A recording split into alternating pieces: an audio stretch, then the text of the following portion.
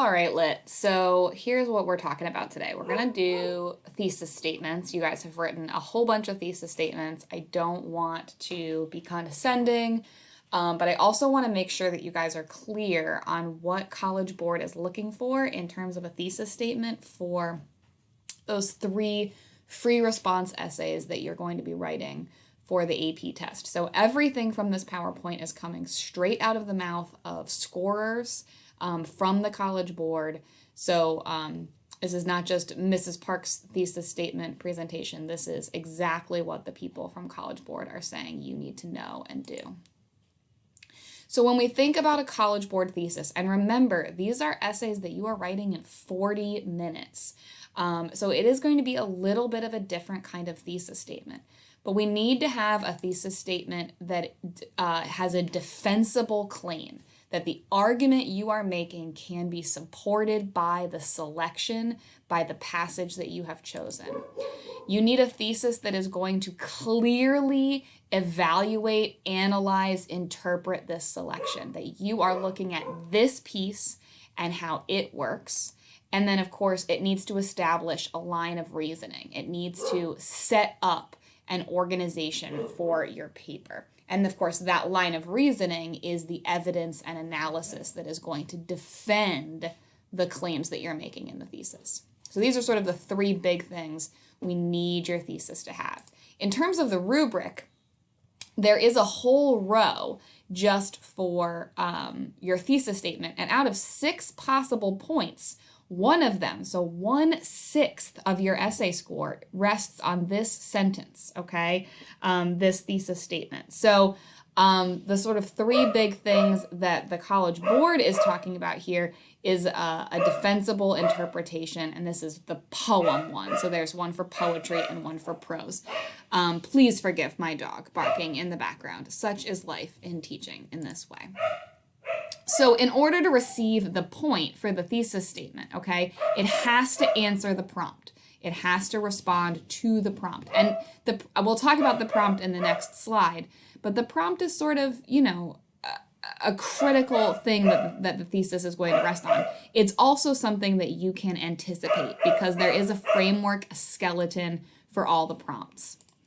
It has to be defensible. Again, you have to be able to prove what you're trying to say. You can't say, well, this selection is clearly about the failure of the Marxist state in Eastern Europe. Well, if it's not, you can't just make stuff up, okay? And of course, it has to interpret this work. So it's not terribly difficult to receive this point, but it needs to do all 3 of these things. So this is the skeleton. I'm so sorry. People are walking by. My dogs are losing their minds. This is the skeleton for what a prompt is going to look like. Okay, so the following excerpt is from whatever the text and the author is, and they'll give you the date, which is great. In this passage, and then here they'll contextualize what's happening in the book, okay? What is being excerpted? Well, right before this, so-and-so died, or whatever.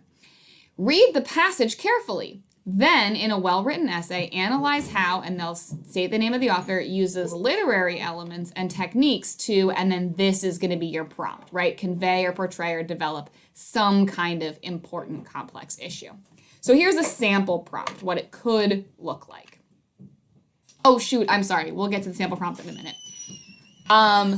So as we unpack the prompt, the first thing you need to do is use the context to read the selection with the focus of the prompt in mind. So as you go back to the prompt, okay, what is the focus? You're going to use this prompt to read the piece itself, okay? Then you're going to analyze the selection. You're going to use that TP cast model that I taught you last week or earlier this week.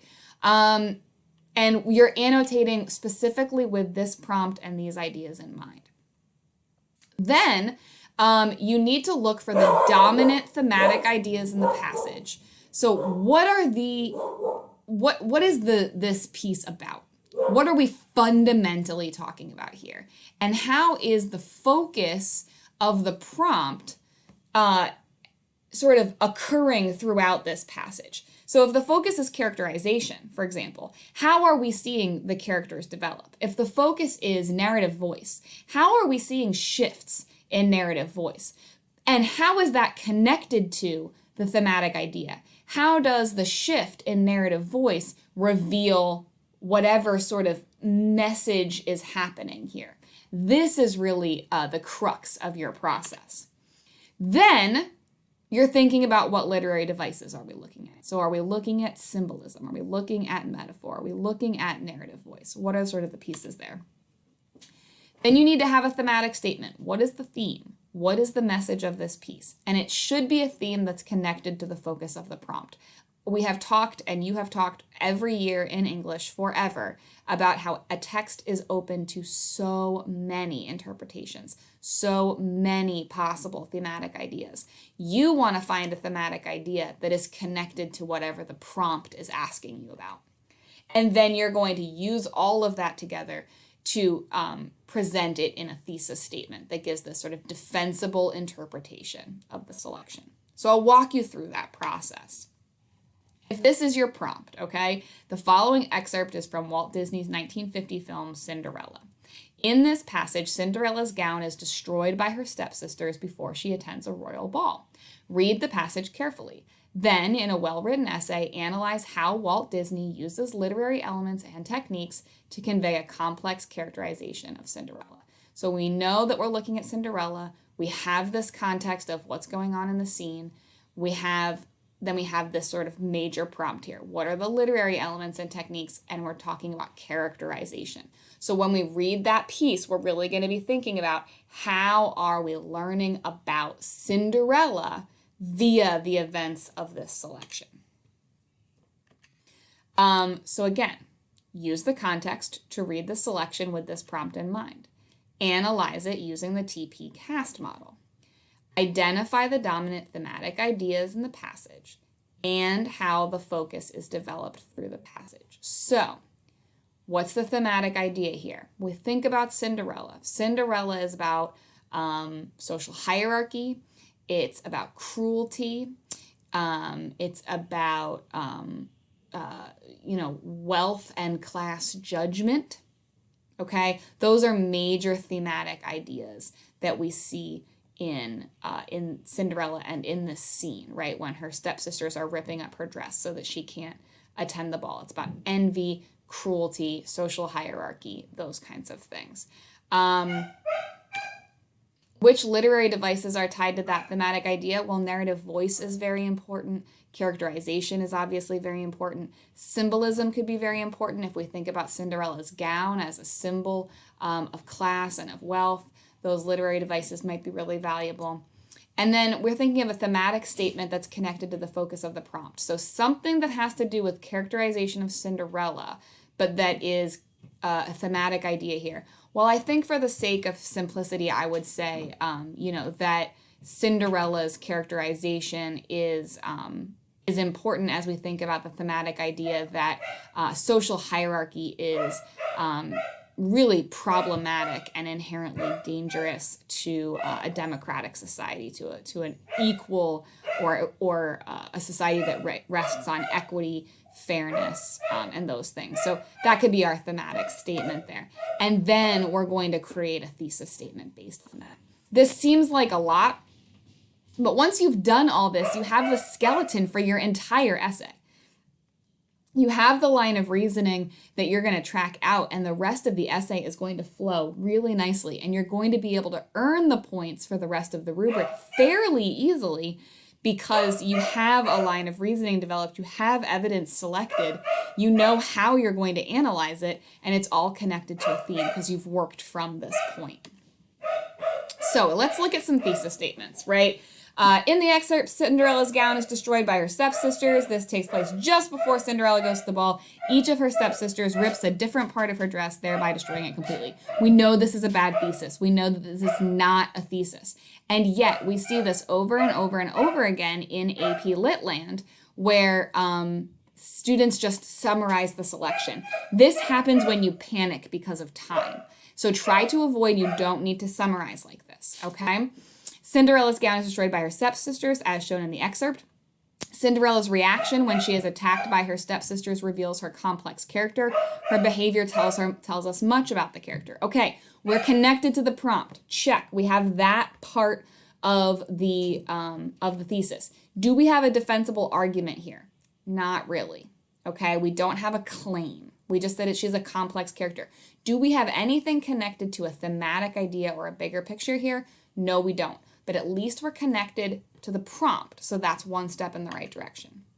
In the passage, Cinderella's gown is destroyed by her stepsisters. Cinderella's sadness when she is attacked by her stepsisters reveals her character. Okay, so we have the prompt here. We have sadness and we have character as developed in the passage. So that's one step in the right direction. It does answer the prompt. Is there a defensible claim here? Not really. There still isn't an argument that's connected to theme. The closest thing to a claim here is that she's sad, and that reveals her character. But it doesn't tell us what it reveals about her character.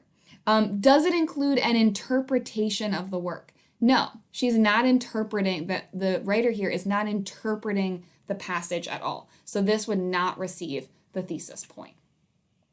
In Cinderella, Walt Disney conveys the idea that social hierarchy is inherently destructive via the use of light and dark imagery and narrative perspective. Okay, we answer the prompt here, right? We're talking about Cinderella's character, and we're talking we're making a defensible claim. Okay, we don't specifically mention Cinderella's character here, so it's not a perfect thesis statement. But we do at least we can assume that the paper is going to connect this to Cinderella's character at some point, because we have narrative perspective here, and we have light and dark imagery, which is probably connected to the lightness of Cinderella versus the darkness of her stepsisters. I'm inferring, but that would be my guess. Are we making a defensible claim? Yes, we are making the claim that Walt Disney is conveying the idea that social hierarchy is inherently destructive, and we're making the claim that he does that with these things. It's a defensible claim. We can defend that with what we have. Is it interpreting Cinderella? Yes, it is. It's sending us a message. I think this thesis would get the thesis point. It's not a perfect thesis, but it's good enough to get the thesis point. The last one is Cinderella's restraint, despite her stepsister's aggression, denotes not only her hopelessness, but also her unwavering adherence to the social hierarchy that has been imposed upon her. That is a perfect thesis. Okay, it's not in the special magical framework fill in the blanks. We have a clear answer to the prompt here. We're talking about Cinderella's character and the way that she acts. We have a clear defensible claim, and we have a clear interpretation of the work. And this is exactly what College Board is looking for to be an excellent thesis. So go forth and write yourself a thesis. You're going to work with the other people, A's and B's together, who read whichever of the 3 pieces you read yesterday. And when you write your thesis statement, you need to make sure that you have all of the pieces. So ask yourself, does it answer the prompt? Is it defensible? Does it interpret the work? And then least importantly, is it sophisticated and complex? These are the 3 things you need to get the point. And this is the thing that's going to set up the rest of your essay to get the rest of those points. Go forth, write your thesis statements, and enjoy. Thanks, guys, and thanks for bearing with my kids and my dogs and the crazy background noise. I hope you could always hear me. You guys are spectacular.